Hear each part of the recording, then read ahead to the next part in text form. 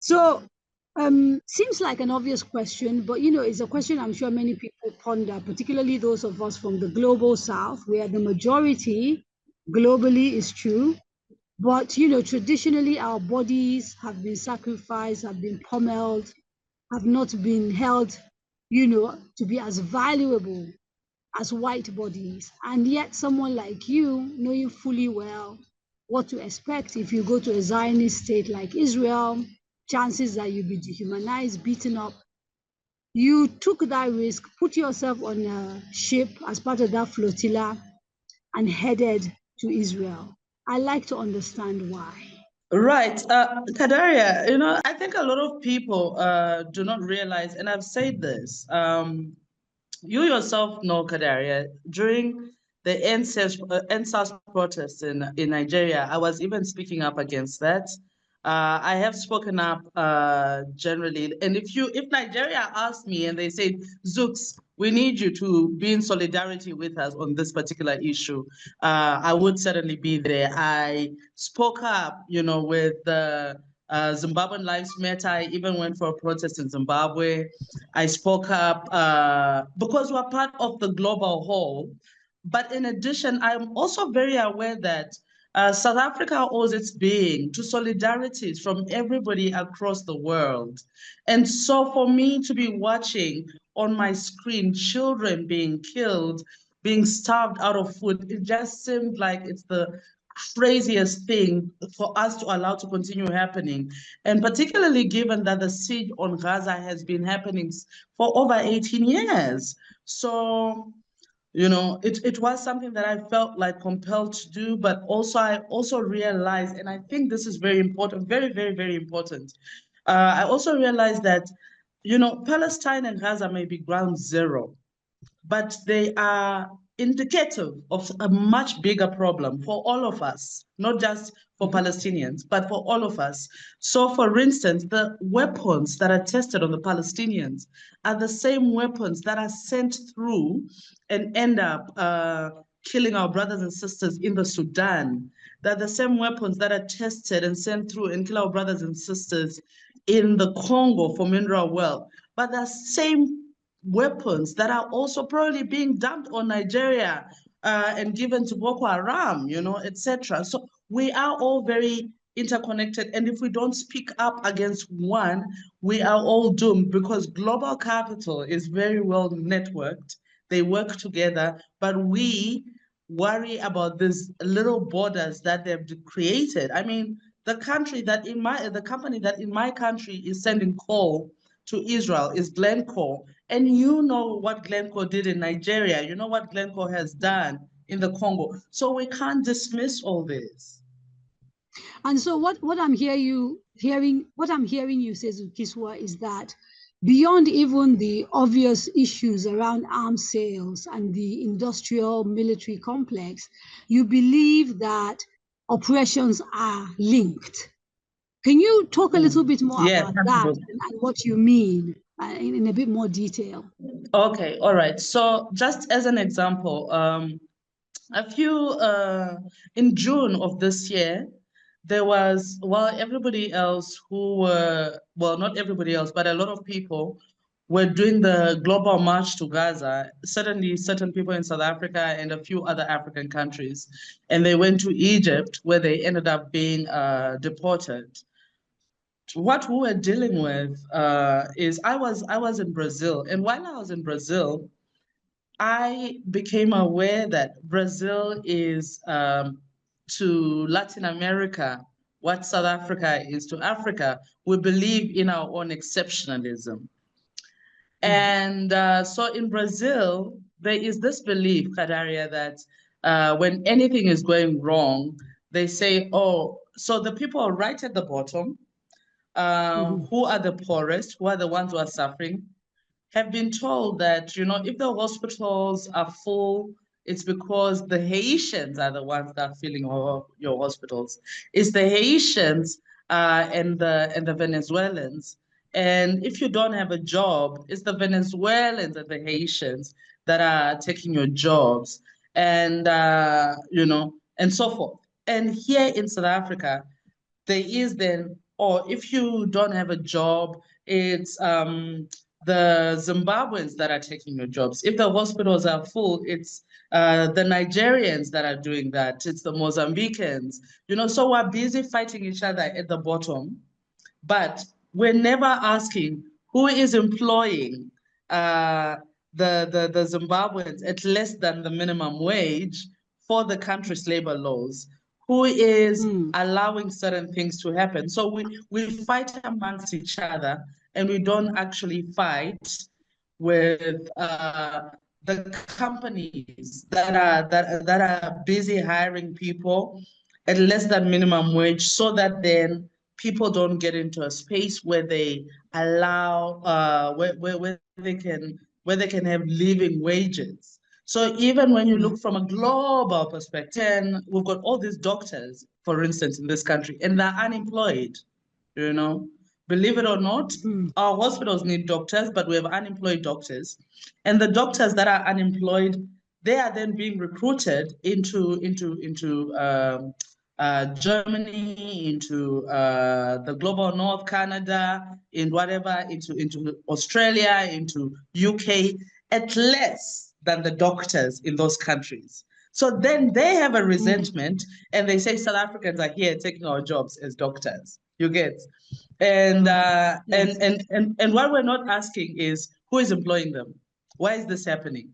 Because capital is interested in keeping us poor, and fighting each other, because we can't unite when that happens. Okay, so what I'm hearing is you drawing a link essentially between human suffering and corporate greed. And from your perspective, the strategy that they employ means that they encourage us to other each other, to lose empathy for each other, etc., etc. Are you saying the very economic system upon which the world, basically operates is fundamentally the problem? It's fundamental. It's fundamentally a problem. It's anti people. It's anti poor.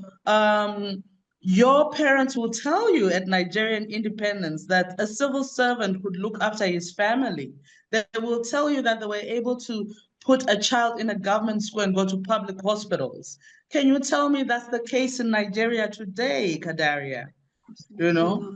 It's certainly not the case in Zimbabwe. It's not the case. It's becoming less and less of a case in South Africa. It's not the case in Brazil. It's not the case in a lot of countries, So the system is fundamentally broken, and we continue fighting each other. But the children of the elites all hang out, They go to parties together. They are flying and having the best caipirinha in Brazil, and they know what the restaurants are, etc. So when we have our workers digging for gold, and they can't afford to buy their own sons and daughters gold earrings, there's something that's broken in such a system. Okay, and I think generally, if you look around the globe and kind of see sort of the systemic conflicts, if you like, that are taking place, whether it is the rise of the far right and fascism in America and Europe, whether it is the inability of our own media here locally to hold governments accountable, whether it is state capture by interest. When you put it the way you did, it seems like a humongous problem, and it's enough to sort of make people crawl into bed and say, look, what can little me do about this? And so, the question I'm asking for you is there a way around this? How do you fix a system that is broken? Or do you have to dismantle it and build a new one? And is that possible given the sheer amount of money people are up against, arms, the brutality, the dehumanization, etc., etc.? I do think that there is certainly a way around it. I mentioned to you earlier that there were like about 4,000 people who went to the global march to Gaza in Egypt. Well, what happened is when this flotilla, when the Global Sumud Flotilla was mentioned, there were over 30,000 people who applied to be part of it in the world. They were like, we also want to be part of this. There were, in the end, there was only space for like 500 people, but there were 30,000 people. But even with that, there were millions and hundreds of millions who were protesting across the globe, who were speaking up, who understood the linkages between what was happening in Palestine and what's happening, the fact that what's happening in Palestine and what's happening in Sudan and what's happening in Haiti and what's happening in our own backgrounds. You know, the gold that's taken from Sudan, for instance, here in South Africa, we had last year artisanal miners dying underground, and the government letting them die because they didn't want to come out and being arrested. We're seeing the same thing happening in Botswana. We're seeing it happen in Zimbabwe.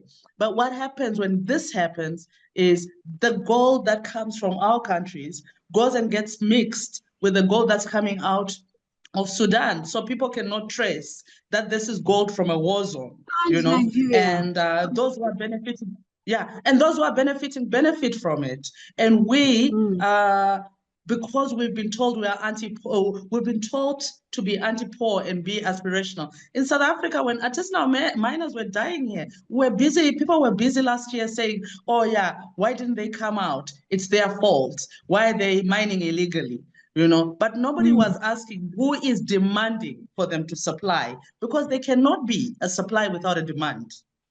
There seems to And be an people implicit died. way in which this world has basically criminalized poverty, almost Poverty, as if the exactly. people who are poor because it is their fault.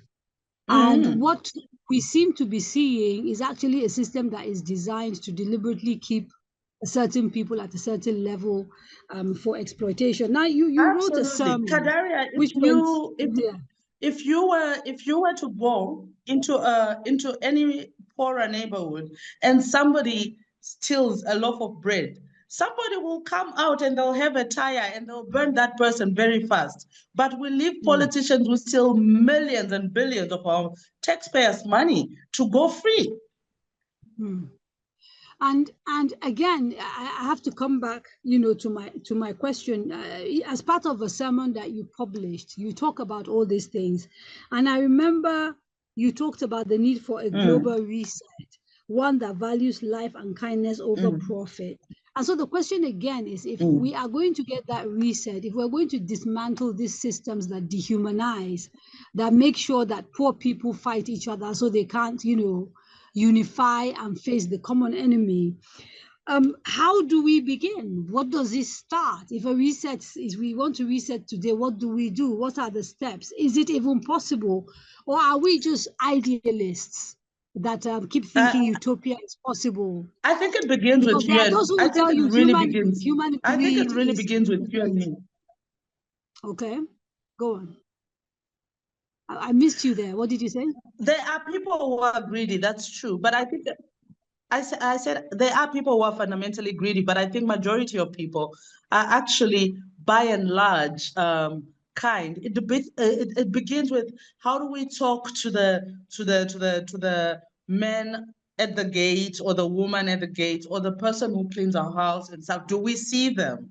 You know, are we seeing that we're talking to another human being? You know, when we are told that we're going to work for 2 days on a 2 days running, and do we also say we're going to do the same thing to the woman who has a family, who cleans our house and so forth and so on? Do we understand? Do we see that they have children as well? Do we see each other as people? This is where we start, because when you dehumanize somebody, you yourself are also becoming dehumanized. And that's what I always say about that's what I certainly learned when I went into a prison in Israel, because the Zionists yell a lot, Kadaria. They don't know how to talk nicely. And I'm like, maybe the reason why you're so angry all the time is because you don't see the humanity in others. So you have no humanity yourself. When you humanize people, you become human yourself. You know, And something I want to happens talk to to you. you. Yeah, and I want to talk to you a little bit about that experience before we run out of time. But before I do, I want us to wrap up this conversation. And I hear you when you say it starts with us individually. But when you're looking at a world that is rapidly changing, particularly with the use of tech, where Mm. it seems as if those in charge are absolutely determined to use technology to reinforce this othering of others, to reinforce ideas of superiority of one race over the other, and the pace at which things are moving, it almost seems counterintuitive to think that Impossible. us, yes, impossible, us changing ourselves can begin to sort of turn things around. And especially given that changing oneself also entails changing a culture, which has been embedded and is now actively being pushed out also, using tech, using social media, etc., etc. So I know I'm pushing you, but I do need you to talk to us No, no, about no, no. how do you dismantle this institutional problems of the sort that we have now on a global scale that seem to have the money, the power, the everything to be able to do the things that they are doing now. Kadaria, you know, I know you, like me, have been like pro-Palestine for pretty much most of your life, right? In 2023, in May, when I was in Palestine, I thought the Palestinian question was dead, but it's the people who have put it on the map. The fact that Mm. a right-wing government like Meloni's in Italy could have been forced by the labor unions in Italy to actually send ships, naval ships, to protect the Global Sumud Flotilla says something. So I think Mm. we are even more powerful than we imagine. You know, the fact that people across the globe, you know, even when you think about tech, think about how before October 7, 2023, most people didn't even know. They thought, most Americans thought Israel was untouchable.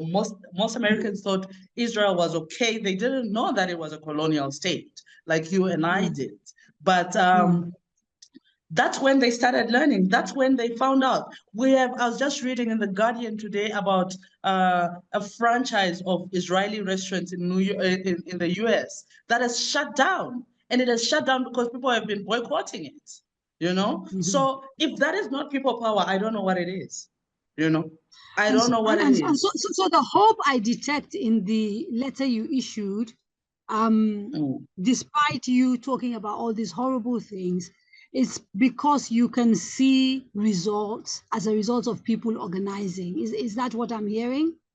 Absolutely. And I really do believe that we're stronger together.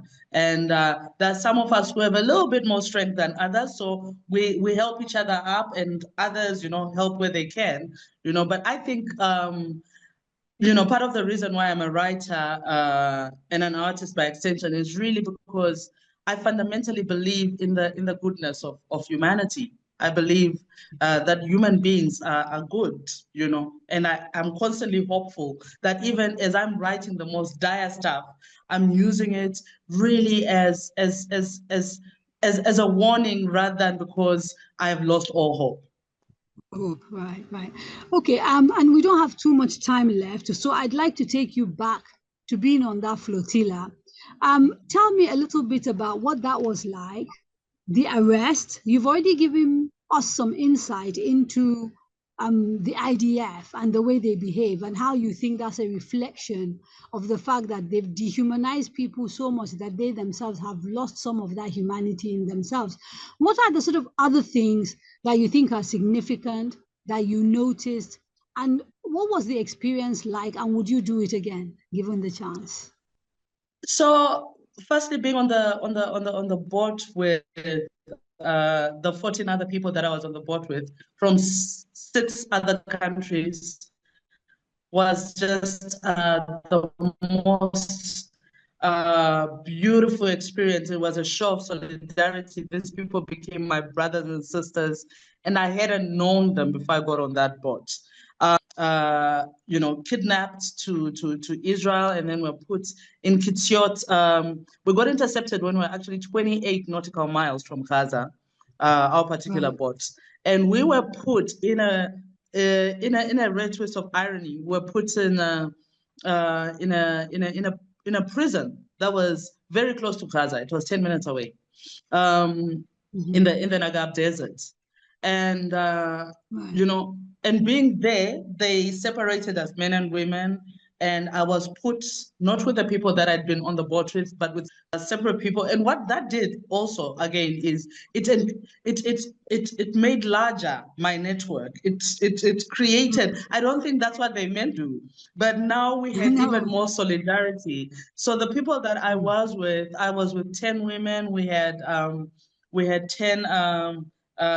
had 5 pallets to sleep on, but we managed to get extras. And 7 of us were on hunger strike, and 3 were not, only because they were having their periods, but otherwise it was really like, it was solidarity, it was sisterhood, it was, we are together. And now we've continued conversations. I saw somebody, they tagged me, oh, can we collaborate on this? And I'm collaborating with a lot of people on some of these things, the testimonials, the people on my board. So would I do it again? Yes, I would. And I would even ask other people to join me in doing it. But even more importantly, in light of the announcement of a ceasefire, which I'm very cynical about, and which I'm sure many other people are cynical about, I am also one of those people where I'm like, what are we? Is this Lord Lugard? Why are we? How have we gone back in whatever that we're having a viceroy of Gaza? Who thinks this up? What kind of evil brings this up? But in light of that, I'm like, if the Palestinians called me, I'd be like, hey guys, I'm happy to come there and clear the rubble and help you build. But I'm also, like I said, like at heart, I'm a Pan-Africanist, I am whatever. I'm also very willing to do that at home. And it's conversations that I've had with you, it's conversations that I've had with many of our fellow sisters in Nigeria and fellow brothers. So, I really do believe that I exist because you exist, and we are because of each other. And a final question, because I got 2 minutes to wrap this up. I am happy to hear that some good came out of your ordeal in the hands of the IDF, the connections, and all of the things that are going to follow up. But was there anything that either surprised you, or that you learned as a result of being on that flotilla or and getting arrested and detained, that you did not know before? Because you're pretty much clued into the Palestinian story. So was there anything that surprised you? Was there anything that shocked you? Was there anything different, or some new information that you got as a result of part of this? The newest information, and this shocked me, because I have been to Palestine, but I hadn't really experienced Israel. Is how much of a socialist state Israel actually is, although it rallies against capitalism. So they have this socialist state where they have so many people who are employed for unnecessary things, but they know they can do that because Uncle Sam is paying the bill. So for instance, from the moment that the American subsidy enables them to give their people. So from the moment that we got arrested up until I got to we got on the bus to be taken to the Negev desert, I must have gone through the hands of 25 people. And you've just been talking to me about technology. You could actually literally have had 2 people get on a computer and do all these things. But there was somebody walking me, there was somebody who was doing this small little thing, like somebody searching me, small little things that were unnecessary, But this was so that the chosen people can be able to have jobs, so that they can feel superior to other people, Thank you so much for your time. Absolutely. And well done. So thank you, my sister. Yeah. This is Radio Now 95.3 FM. Come for the news, stay for informed conversations.